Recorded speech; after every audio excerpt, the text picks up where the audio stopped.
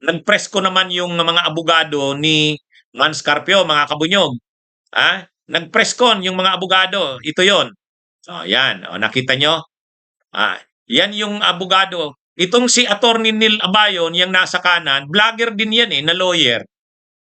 Yan, nagladlad na ngayon. Dati hindi pa yan naglaladlad na DDS siya. Pero nakikita ko na DDS talaga. DDS talaga. Akala mo nung dati pag nagsasalita, akala mo ano siya, hindi bias. Akala mo ano siya, independent mag-analyze.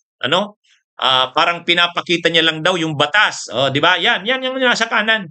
Si Attorney Neil Abayon. Mayroong vlog yan. Mayroong vlog yan. Political, din yan. Nagbibigay ng mga analysis tungkol sa batas. Pero pag nagbibigay siya ng analysis, nung una, kunwari, ang packaging niya sa sarili niya, hindi siya DDS.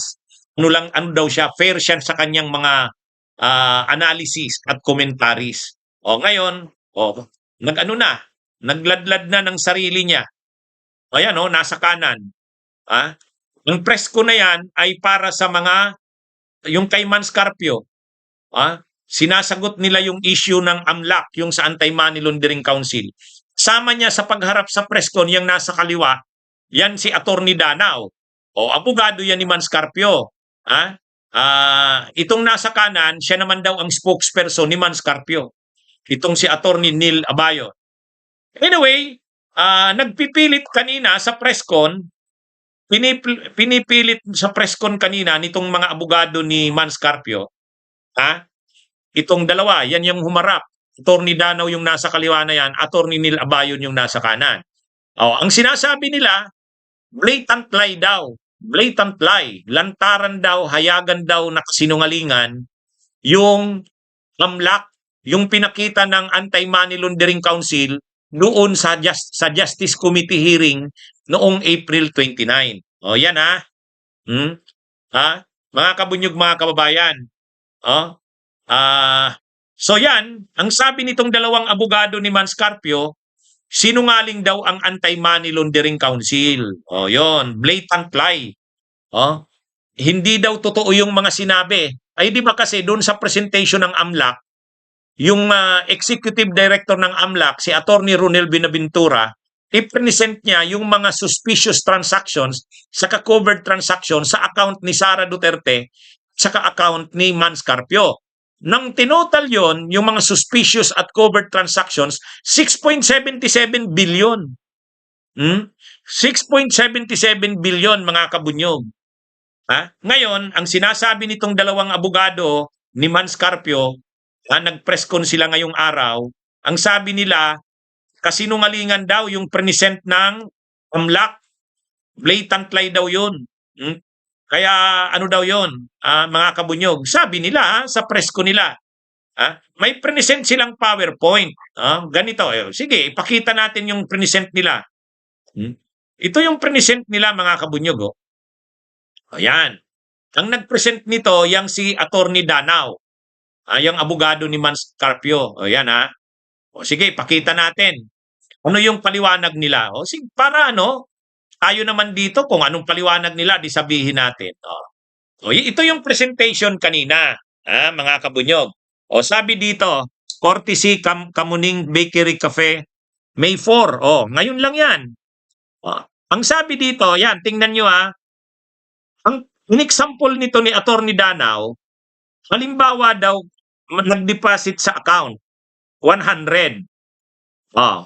Zero ang withdrawal. Di ang balance daw niyan, 100. Ngayon, nag-withdraw ng 100. Withdraw. Debit yan, yung pula. Di ang balance na ngayon, 0. Nag-deposit na naman ng 50. Yan yung green. Di ang balance na ngayon, 50. Nag-deposit na naman ng ng 50. Di ang balance na ngayon 100. Nag-withdraw o debit 100, yung pula, ang balance na 0. Kaya ang number of transactions ay 5, ang total transaction amount is 400, pero ang balance is 0. Yan yung sinasabi ng mga abogado ni Mans Carpio.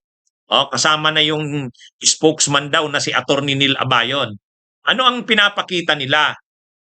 Ang flinag daw na transactions, 'di ba? Maraming transactions yung flinag doon kay Mans Carpio at kay Sara. Ang total daw na transactions na amount ay 6.77 billion. Pero hindi naman daw talaga 6.77 billion ang pera doon kasi ano yun lumabas pumasok. Kaya lang ang ginawa daw, tinotal yung lumabas at pumasok, kaya lumaki, naging 6.77 billion. Parang katulad nito. Oh, ang pumasok ay kunti lang naman ang mga amount, kaya lang nung tinotal yung transaction amount, 400. Kaya malaki, pero ang totoo, wala nang balance, zero na. Oh, yan yung pinapaliwanag ng abogado ni yung mga abogado ni Mans Carpio. Anong sagot natin diyan? Unang-una, yung mga halimbawa ninyong ipinakita, 100 pesos, 50 pesos. Kung pinag-uusapan natin, 6.77 billion. 6.77 billion. Kahit pa sabihin nyo na tinotal yung inflow at outflow, ang laki pa rin ng 6.77 billion. Di ba mga kabunyog, mga Okay, assuming na ang ginawa ng AMLAC, tinotal yung inflow sa outflow. Okay? Pero, ang laki pa rin ng 6.77 billion. Saan sila kumuha ng ganyang pera? Ano ba naman ang trabaho ni Sara? Sa gobyerno lang yan. Vice Mayor, Mayor, Vice President. Si Mans Carpio, low practice. Ano ka? May ganun kang karaming transactions? Huwag nyo nga kaming pinagluluko. Huwag nyo nga kaming pinagluluko. At saka, ano yan? Ngayon, sige, makikita natin yan sa hearing sa Senado, yung sa trial. Ang hamon natin dito sa mga abogado ni Mans Carpio, kasama na sila Attorney Abayon, huwag kayong mag-o-object doon, Pag nag-motion yung prosecution, buksan yung mga bank accounts ni Sara at ni Mans para magkakitaan talaga. O sige nga, huwag kayong mag-o-object. Para wala na tayong maraming usapan, ipakita yung bank accounts ni Sara at saka ni Mans Carpio, buksan doon sa hearing sa Senado. Yun. Yun lang ang hamon natin. Para wala na tayong para wala na tayong maraming usapan. Pinagluloko nyo ang taong bayan. Magbibigay kayo ng presentation, 100 pesos, 50 pesos. Ay ang pinag-uusapan dito, 6.77 billion. Kahit pa sabihin mong tinotal yung inflow at outflow, laki pa rin nung 6.77 billion. Ngayon, ang hamon namin sa inyo, pagdating sa Senado, huwag kayong mag-o-object. Huwag kayong mag-o-object na buksan yung bank account. Para magkasubukan, di ba? Magmo-motion doon yung prosecution. Buksan yung mga bank accounts ni Sara at ni Mans Carpio. Sigurado mag-o-object kayo doon tayo magkakasubukan. Kung totoo yung sinasabi nyo. Di ba? At saka, huwag nyong anuhin ang AMLAC. Sasabihin nyo, sinungaling ang AMLAC. Anti-Money Laundering Council yan. Yan yung trabaho talaga nila. Expert sila sa ganyan. Di ba? Kaya sa totoo lang mga kabunyog, mga kababayan, kahit anong gawin nila ngayon na pagtatakip, hindi na yan. Actually, naniniwala ang taong bayan dun sa AMLAC. Nalula ang taong bayan sa nakitang pera na pinag-uusapan.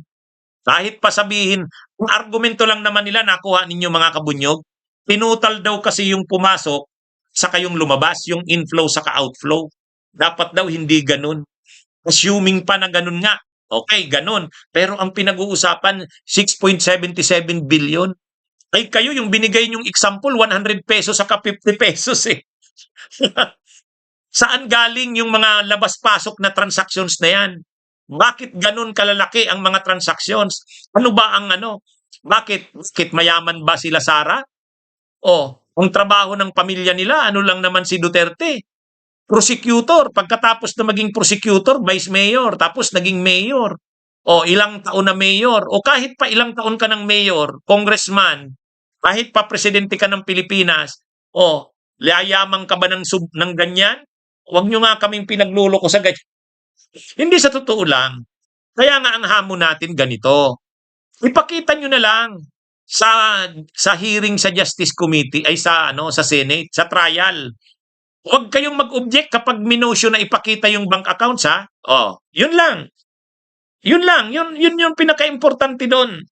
Oh, makita natin yung bank accounts. Oh, doon magkakasubukan. Bunyog, bunyog, halikan na kasama ka. Bunyog, kapag buklod ay may pag-asa. Luzon, Visayas, Mindanao, isa ang pananaw. Sa bagong Pilipinas ang bunyog isisigaw.